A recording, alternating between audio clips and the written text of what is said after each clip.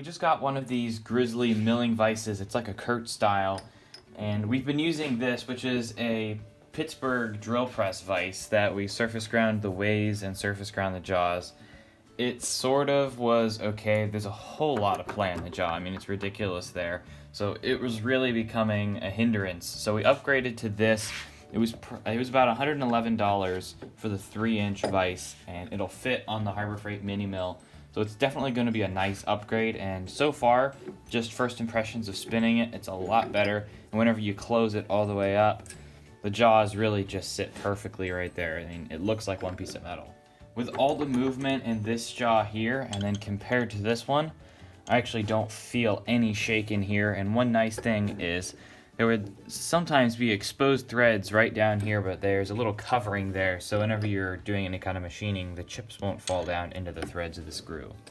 We're going to take off the swivel base, so that takes one of the variables of movement out, so we can bolt it straight down to the ways here. I think it'll be a little bit more accurate, and really we're not going to need to move it back and forth very commonly. It does swivel pretty nice on the base.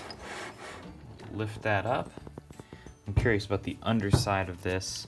Probably going to take a soapstone or a grinding stone on the bottom here just to make sure those burrs aren't going to be sticking out, because there are some around the edges.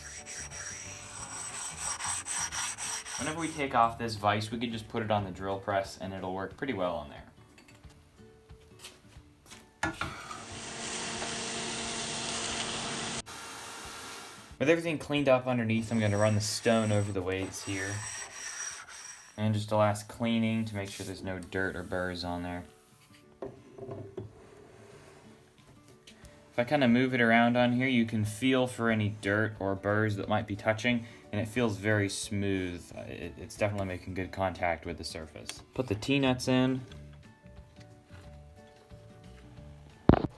The bolt is a little bit too short for the new vise, so we're going to get a little bit of a longer bolt, and this is an M10 1.5. I'll clean the bolts up a little bit. These bolts sure cleaned up nice, and it turns out they're grade 10.9, which isn't too bad.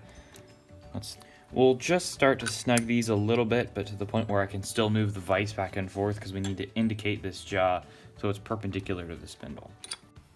This is the plunge indicator we're going to use to indicate the vise jaw into the correct place. First, I'm going to check just how level it is. There's about a thou difference from this side to that side. This is where a needle indicator would be ideal, but you can use a plunger indicator. I have it at an angle so it can move back and forth. I'm just moving this back and forth. So when I bring it out to this side, you can see it starts climbing up to about 6 thou. So then you can just take a soft hammer, in this case it's a wooden hammer that we made, and tap it into place.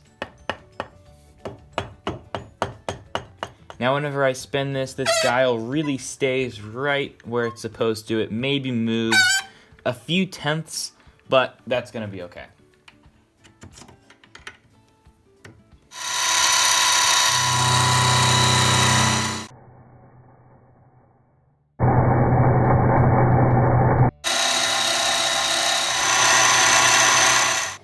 In conclusion, I'm very happy with this vise. It's actually more than I expected. It really has no wobble at all in any of the jaws. It's very secure, and you really get a good clamp on it whenever you clamp down on your part. I think this is going to work a lot better than the one we had previously on here, and it really was pretty economical. Now, if you're looking to do more, I would say, hobbyist machining, like making parts, if you're not doing it, especially in production or holding things to very tight tolerances, this will do a good job. I mean, it can do tight tolerances with no problem. Now, if you really need something a step better, a Curt might be an option for you. If you're willing to spend an extra, say, $500, you could go with a Curt, or for about $100, you can get a really nice vise. So far, I'm very impressed with it. Time will tell how it holds up, but it looks to be built very well.